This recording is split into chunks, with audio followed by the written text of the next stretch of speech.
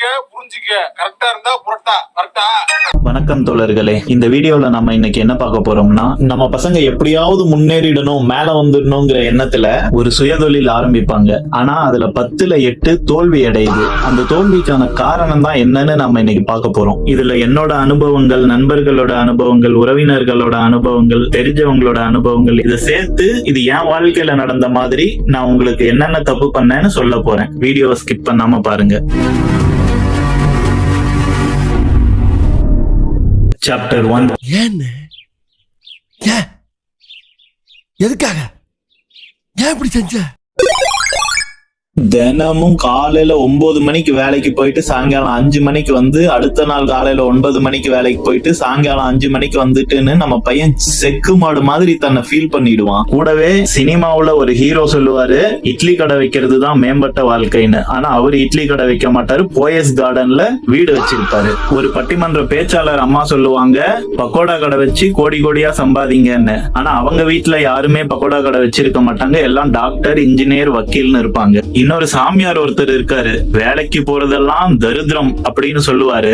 ஆனா அவருடைய ஆசிரமத்துல சம்பளம் கொடுத்தோ கொடுக்காமையோ வேலைக்கு ஆள் வச்சுட்டு தான் இருப்பாரு. இதெல்லாம் பார்த்து நம்ம பசங்களுக்கு உண்மையிலேயே இந்த 9 மணிக்கு வேலைக்கு போய் 5 மணிக்கு வர மாதிரி 9 to 5 ஜாப் வெறுப்பாகி போயிடுது. சாப்டர் 2.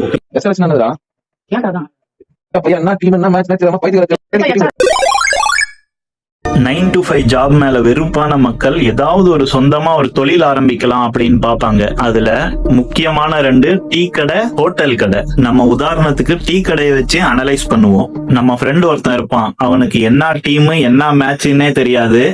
அவனுக்கு பேங்க் ஒரு பிசினஸா? ஆனா இன்வெஸ்ட்மெண்ட் பத்தி பேசுவான், ஸ்டாக் மார்க்கெட் பத்தி பேசுவான், SIP-ல இன்வெஸ்ட் பண்றத பத்தி பேசுவான். டீ கடையை வச்சா ஒரு வாரத்துக்கு இவ்வளவு வரும், ஒரு மாசத்துக்கு இவ்வளவு வரும், ஒரு வருஷத்துக்கு இவ்வளவு வரும்னு ஒரு கால்குலேஷன் பண்ணி சக்கரவர்த்தியா வாழலாம்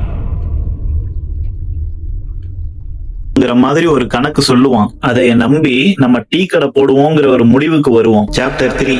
போய் புள்ள குட்டிங்களை படிக்க வைங்கடா டேய்.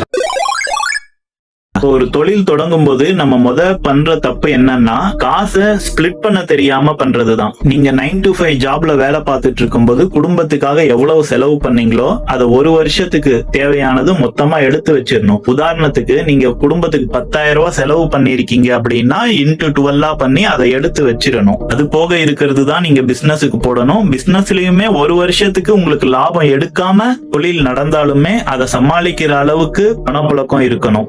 ஆனா நான் அப்படி கிடையாது. வேலைக்கு போகும்போதும் ஒன்னும் எக்ஸ்ட்ரா சேர்த்து வைக்கல, 10 லட்சம் ரூபாய் லோன் எடுத்து மொத்தமா அதை கடையிலேயே போட்டுட்டேன். சாப்டர் 4. எந்த ஒரு விஷயத்தையும் பிளான் பண்ணி பண்ணணும். காசை எதுக்கு செலவு பண்றோம்னு தெரிஞ்சு செலவு பண்ணணும். 4 லட்சம் ரூபாய் கொடுத்து நான் பிரான்சிஸ் எடுத்தேன். அதுல வந்தது 2 கண்ணாடி பாக்ஸ், ஒரு கடையோடைய போர்டு, 2 பேனரு, 4 டீ பொடி, 4 பன்னு பாக்கெட். இந்த இத்து போன வாழைத்தாருக்கு 1 கோடி. இதுல ஒரு 4 லட்சம் ரூபாய் நக்கிட்டு போச்சு. அப்புறம் நான் பகுமானம் காட்டுறேங்கிற பேர்ல இன்டீரியர் எல்லாம் போட்டு அதுல ஒரு 5 லட்சத்தை அடிச்சேன். நம்ம கடை தானேன்னு அசால்ட்டா இல்லாம ஒவ்வொரு குண்டு மணி வாங்கினா கூட அதை கணக்குல எழுதி வைக்கணும். Chapter 5. Wake up to reality.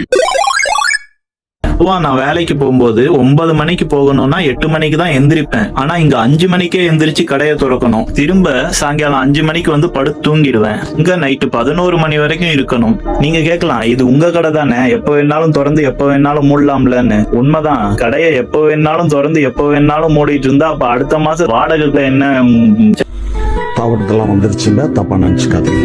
Chapter 6. எனக்கு சாபத்தை காட்டினாங்க பாருமா.